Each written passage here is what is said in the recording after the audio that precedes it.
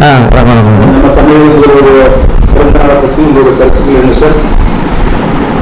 முதல்வருடைய பிறந்த நாள் அப்படின்னா இது வரைக்கும் அவர் வந்து ரசிகர்களுக்கு ஒரு நடிகர்.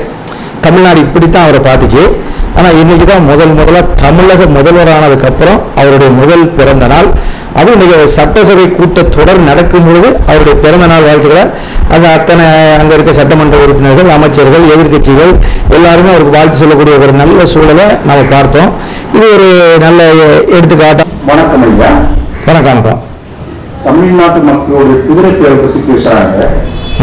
நம்ம தமிழக முதல்வர் வச்சு மக்கள் பிரதிநிதியாக கருத்துக்கு சொல்ல முடியுமா ஐயா? உங்களோட கருத்து என்ன? அதான் சார், குதிரை பேரம் அப்படின்னா எம்எல்ஏக்கள் பத்தலை. ஆளுங்கட்சியாக வந்திருக்கிற தாவேகா கட்சிக்கு 108 எம்எல்ஏக்கள் இருக்காங்க. மொத்தம் ஆட்சி செய்வதற்கு வந்து ஒரு 118 இருக்கணும். அது ஒரு 10 எம்எல்ஏ கம்மியாக இருக்கிறாங்க. அப்படிங்கும்போது அதை எதிர்கட்சியில் ஜெயிச்சு வந்தவங்கள காசு கொடுத்து வாங்கினா அதை குதிரை பேரம் அப்படின்னு சொல்றது வழக்கம். ஆனால் என்ன அப்படின்னா, இப்போ விஜய் இங்கே தமிழக முதல்வர் ஜோசப் விஜய் அவர்கள் வந்திருக்காங்க. அவர்கிட்ட எம்எல்ஏ கம்மியாக தான் இருக்காங்க. சட்டமன்ற உறுப்பினர் இன்னைக்கு ஒரு 108 பேர் தான். ஆனால் அவரு போய் எந்த கட்சிக்காரனையும் எந்த கட்சியில் இருக்கக்கூடிய எம்எல்ஏ சட்டமன்ற உறுப்பினரையும் காசு கொடுத்து வாங்கினதா ஒரு சாட்சிகளும் ஒரு ப்ரூஃபும் கிடையாது. இதை நான் சொல்லலைங்க. என்ன அப்படின்னா, பிரேமலதா சட்டசபையில், அதாவது ஒரு சட்டமன்ற உறுப்பினர், அவங்க என்ன சொல்றாங்கன்னா, இந்த விஜய் ஆட்சி குதிரை பேரம் நடத்தியிருக்கிறது, இல்லை நடத்தவில்லை இல்லை என்றால் அதை நிரூபிக்க வேண்டும் மக்கள் மத்தியில் அப்படின்னு சொன்னாங்க. அப்புறம் வந்து எதிர்கட்சி திமுகவும் இதை பல இடத்துல போய் குதிரை பேரம் நடத்தி எல்லாத்தையும் வாங்கிட்டாங்க அப்படின்னு சொன்னாங்க.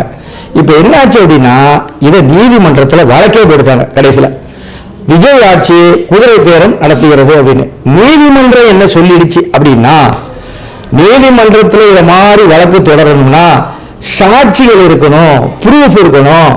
ஒரு யூகத்தின் அடிப்படையில் தான் வழக்கு தர முடியாது அப்படின்னு சொல்லி அந்த வழக்கையை தள்ளுபடி பண்ணிடுச்சு.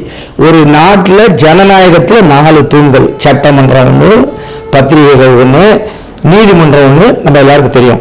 அந்த ஒரு தூண் நீதிமன்றம் அது என்ன சொல்லிடுச்சுன்னா, இதில் ஆதாரம் இல்லாத குற்றச்சாட்டு குதிரை பேரம் அப்படிங்கிறது. ஸோ இதை நாங்கள் தள்ளுபடி செய்கிறோம். இந்த வழக்கையே தள்ளுபடி செஞ்சாச்சு. அப்போ நீதிமன்றமே சொல்லிடுச்சு குதிரை பேரம் நடக்கலை அப்படிங்கிறதுக்கு. அப்போ இந்த எதிர்கட்சிகள் என்ன செய்யுது, போலி குற்றச்சாட்டு சொல்றதுனால தான் அவங்கள்ட்ட ஆதாரம் இல்லாததுனால தான் இந்த வழக்கு தள்ளுபடி ஆகி போச்சு.